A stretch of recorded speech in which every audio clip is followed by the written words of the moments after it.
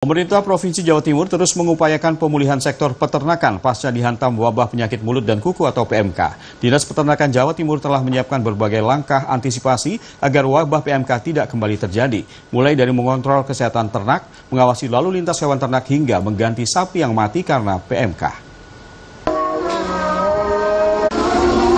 Kecamatan Pujon, Kabupaten Malang, Jawa Timur sudah lama dikenal berkat produk susu sapi perahnya. Namun, wabah virus penyakit mulut dan kuku pertengahan tahun lalu menghantam usaha ternak di kecamatan ini.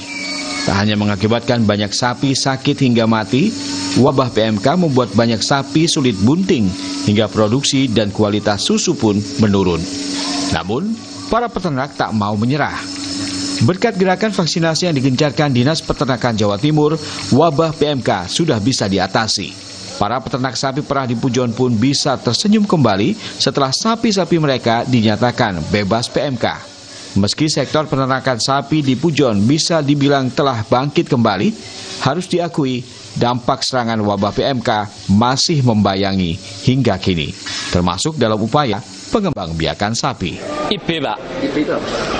Inseminasi buatan yang dari semen beku itu, Pak. Itu gimana, Pak? Bagus. Cuma habis kena PMK itu tingkat keberhasilannya agak berkurang, menurun. Karena apa? Kondisi kekebalan sapi tubuhnya baru kena PMK itu belum 100% pulih. Agar PMK tak mewabah kembali, Dinas Peternakan Jatim telah menyiapkan sejumlah langkah. Langkah-langkahnya satu, harus menjaga paling tidak ternak ini kondisinya harus sehat, bebas dari semua penyakit PHMS, penyakit hewan menular strategis, kita harus bebaskan itu dulu. Ternaknya harus sehat, ternak sehat itu harus juga mendapatkan asupan nutrisi yang cukup, jadi pakannya juga harus cukup. Kemudian lalu lintas ternaknya juga kita kontrol, kita kendalikan sehingga keluar masuk ternak harus dalam keadaan ternak ini dalam keadaan sehat.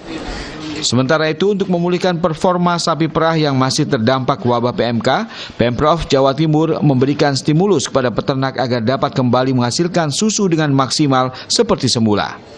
Stimulus yang diberikan diantaranya penyaluran 25.000 ton pakan ternak konsentrat melalui koperasi maupun kelompok tani di setiap kabupaten kota di Jawa Timur hingga mengganti sapi yang mati akibat PMK.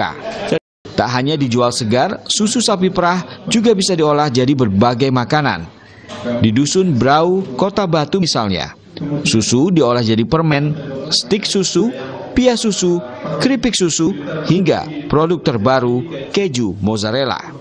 Tak main-main, omset yang dihasilkan dari olahan susu ini bisa mencapai 200 juta rupiah setiap bulannya. Lukman Rozak, Pujon, Malang, Jawa Timur.